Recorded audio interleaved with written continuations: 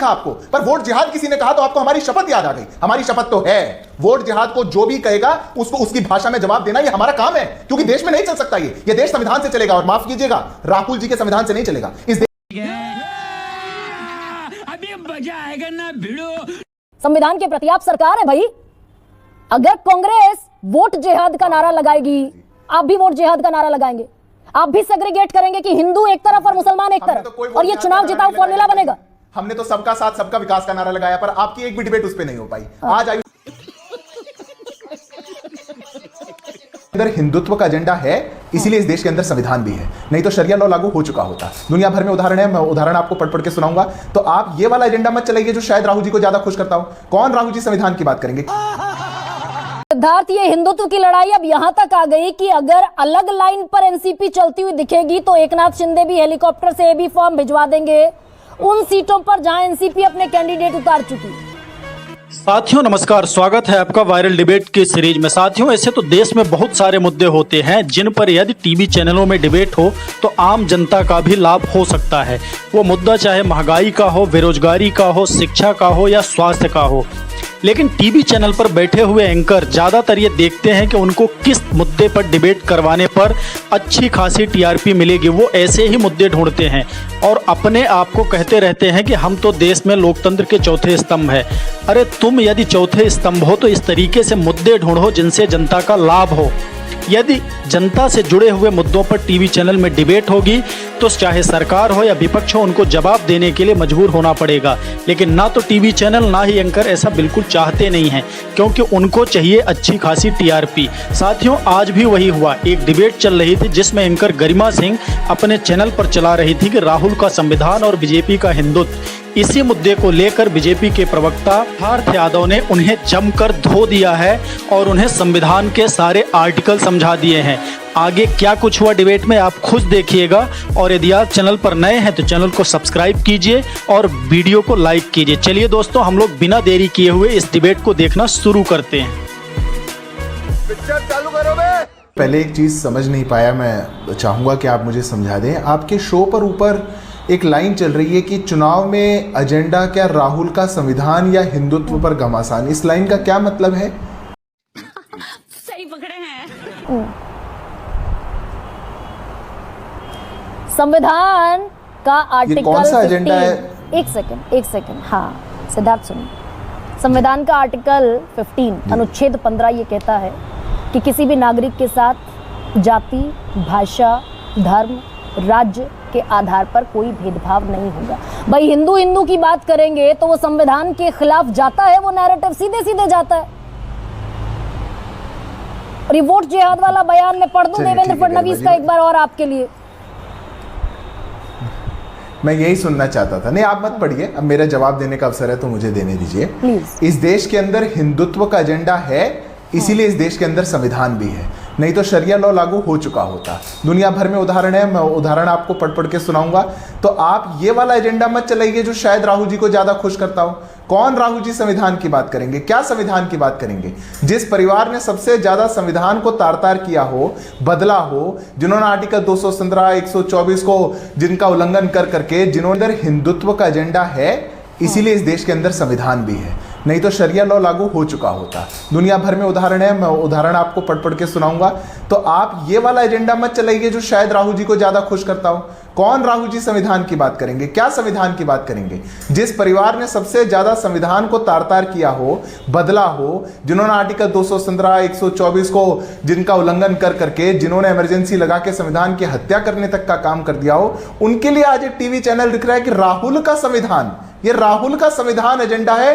ये तो गजब की बात हो गई। अब मैं महाराष्ट्र पे जवाब दे देता हूं, मैं बस इतना ही समझना चाहता था। गरिमा जी, इस पर सच्चाई ये है, हालांकि हम महाराष्ट्र के अंदर, लेकिन सुनिए 75 में इमरजेंसी लगी 25 जून 1975 को, जनवरी 77 में हटी। इमरजेंसी काला धब्बा है, मैं यहां आज ऑन रिकॉर्ड कह रही, किसी भी देश के लोकतंत्र पर सबसे बड़ा काला धब्बा है, लेकिन इतिहास और वर्तमान कभी इक्वेट नहीं किए जा सकते। सिद्धार्थ, अब आप अपनी बात रख लीजिए। अब थोड़ा सा तो विषय अंतर आपने कर ही दिया है गरिमा जी, तो एक शोर राहुल जी का संविधान पर आप करिएगा और राहुल जी से पूछिएगा कि जो पहला अमेंडमेंट नेहरू जी लेकर आए थे उस पर राहुल जी का क्या ओपिनियन था। जो इंदिरा गांधी जी ने फंडामेंटल राइट्स को सस्पेंड कर दिया था उस पर राहुल जी का क्या ओपिनियन था। जो नेशनल एडवाइजरी काउंसिल बना करके संविधान को तार-तार किया गया, एक नई बड़ी कॉन्स्टिट्यूशनल पोस्ट बना दी गई, उस पर राहुल जी का क्या ओपिनियन था। एनसीबीसी अच्छा, इस पर बताइए, चलिए सिद्धार्थ, इस पर आपका क्या ओपिनियन है? सुनिए ना, फेरिस थी ना, पर ये एजेंडा किसका है, मैं बस ये समझ नहीं पाता। मेरे को आपका क्या ओपिनियन है? मैं महाराष्ट्र देवेंद्र फडणवीस का ये बयान है, दूसरे समुदाय के लोगों का आत्मविश्वास बढ़ा है, वो ये मानने लगे हैं कि कम संख्या में भी हिंदुत्ववादियों को हरा सकते हैं, खुद को संगठित करके हिंदुत्व को नीचे गिरा सकते हैं। बदले की भावना से वोटिंग हुई है और वोट जिहाद हुआ है। ये दूसरा समुदाय कौन है, ये जो ताकतवर हो गए, देश का हिस्सा है कि नहीं है? गरिमा जी, हमने देश के लोकतांत्रिक चुनाव के चलते में हमने एक पार्टी के नेताओं द्वारा ये रैलियों में कहते हुए सुना कि आप वोट जिहाद करिए, यही एक अधिकार अब हमारे हाथ में बचा है, यही एक हथियार हमारे हाथ में बचा है, वोट जिहाद करिए। वोट जिहाद कहीं हुआ होगा तो परिणाम कुछ आए होंगे। परिणाम तो देखते हैं, देश भर में जहां सबसे बड़ी एक मुस्लिम डोमिनेटेड सीट है वहां से कांग्रेस पार्टी की सबसे बड़ी जीत है, राहुल गांधी की भी उतनी जीत नहीं है। हरियाणा के अंदर चुनाव हुए, नूह से मामन खान जीत गए, सबसे बड़ी जीत, भूपेंद्र सिंह हुड्डा नहीं जीत पाए। वो तो लंबी बात हो जाएगी। और गरिमा जी, सच्चाई आपको भी पता है, देश के लंबी बात कहां तक जाएगी, कौन कंसोलिडेट करना चाहता है। आज पूरे महाराष्ट्र के अंदर एक बात कही जा रही है, अब मैं जरा इस पर जवाब दे दूं आपको। सुनिए, सुन लीजिए, आप सुनिए ना। 71 कैबिनेट मंत्रियों ने शपथ ली थी इस बार। मैं तो आप ही को सुनने आया हूं जी, आप 71 कैबिनेट मंत्रियों ने शपथ ली थी इस बार, और सबने शपथ ये ली थी कि बगैर भय के, बगैर अनुराग के, बगैर द्वेष के, बगैर भेदभाव के, संविधान के प्रति निष्ठा रखते हुए सबके साथ न्याय करेंगे। संविधान के प्रति आप सरकार है भाई। अगर कांग्रेस वोट जिहाद का नारा लगाएगी, आप भी वोट जिहाद का नारा लगाएंगे, आप भी सेग्रीगेट करेंगे कि हिंदू एक तरफ और मुसलमान एक तरफ, तो और ये चुनाव जिताऊ फॉर्मूला बनेगा। हमने तो सबका साथ सबका विकास का नारा लगाया, पर आपकी एक भी डिबेट उस पे नहीं हो पाई। आज आयुष्मान भारत को लेकर के इतना बड़ा प्रोग्राम हुआ, 2 राज्य देश के अंदर ऐसे हैं, दिल्ली और बंगाल, जो अपने राज्य के 70 साल से ऊपर के लोगों को आयुष्मान भारत का लाभ नहीं लेने देना चाह रहे, राजनीतिक कारणों से। उस पर आपकी डिबेट नहीं हुई। हमने तो सबको घर दिए, सबको शौचालय दिए, सबको बिजली दी, सबको पानी दिया, नल से जल दिया, हमने तो वो किया। वो कहां दिखा आपको? पर वोट जिहाद किसी ने कहा तो आपको हमारी शपथ याद आ गई। हमारी शपथ तो है, वोट जिहाद को जो भी कहेगा उसको उसकी भाषा में जवाब देना, ये हमारा काम है, क्योंकि देश में नहीं चल सकता ये देश संविधान से चलेगा। और माफ कीजिएगा, राहुल जी के संविधान से नहीं चलेगा, इस देश के संविधान से चलेगा, क्योंकि राहुल जी का संविधान इस देश के साथ क्या करेगा ये भगवान ही जाने। इसलिए अब मेरे को महाराष्ट्र पे बोलने का 10 सेकंड का अवसर दीजिए, नहीं तो मुझे लगेगा मैं आप ही को सुनने आया था। अभी आपने बड़ी एक बात करी और महाराष्ट्र के अंदर क्या स्थिति है आपने उसको कहा। देखिए, एक बात बिल्कुल स्पष्ट है, महाराष्ट्र के अंदर भारतीय जनता पार्टी के साथ महायुति का हमारा जो अलायंस है, उस अलायंस के अंदर सामंजस्य की पराकाष्ठा है और सभी घटक दल वो सामंजस्य के साथ एकजुट होकर के वो अपनी बात को रख रहे हैं और लोगों के बीच में जा रहे हैं और लोगों के मत को साथ ले रहे हैं। तभी आज दूसरा जो पक्ष है, नॉमिनेशन का आखिरी दिन हो गया, 20-20 सीटें डिक्लेयर नहीं हो पाई, कितनी लंबी फहरिस्त चली। वो आपस में पहले कह रहे थे 85-85-85 का मॉडल रखेंगे, फिर कहा नहीं होगा, उद्धव जी को सीएम बनाना चाहिए, इस बात को लेकर के कितना लंबा समय झगड़ा चला। हमारे अलायंस में महायुति के अंदर ऐसा कभी भी नहीं हुआ, क्योंकि हमारा सिंगल पॉइंट एजेंडा है, महाराष्ट्र को अगर 1.5 ट्रिलियन इकोनॉमी बनाने का स्वप्न किसी ने दिखाया है तो महायुति ने दिखाया है। 2.5 साल के अंदर अगर सबसे ज्यादा प्रगति की राह महाराष्ट्र के राज्य को कोई लेकर के आया तो भारतीय जनता पार्टी, महायुति, हमारा गठबंधन लेकर आया है।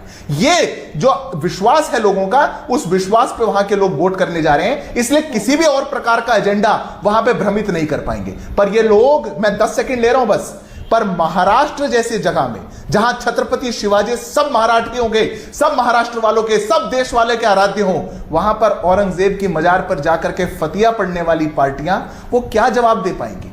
महाराष्ट्र के अंदर औरंगजेब चलेगा या फिर छत्रपति शिवाजी महाराज चलेंगे? यह प्रश्न आप इनसे पूछ लीजिएगा। अच्छा सिद्धार्थ, ये बताइए, महागठबंधन में, आपके गठबंधन में, महायुति में सिद्धार्थ, अब ये भी प्रश्न पूछना चाहिए और कोई शपथ इनको भी याद दिलानी चाहिए। हाँ, बहुत हम रोम साथियों, आपने पूरी डिबेट देखी, इसके लिए आपका बहुत बहुत धन्यवाद। दोस्तों, आपने देखा किस तरह से एंकर गरिमा सिंह एक अलग ही मुद्दा डिबेट में चला रही थी, जिसका अच्छे तरीके से जवाब बीजेपी के प्रवक्ता ने उन्हें दे दिया है।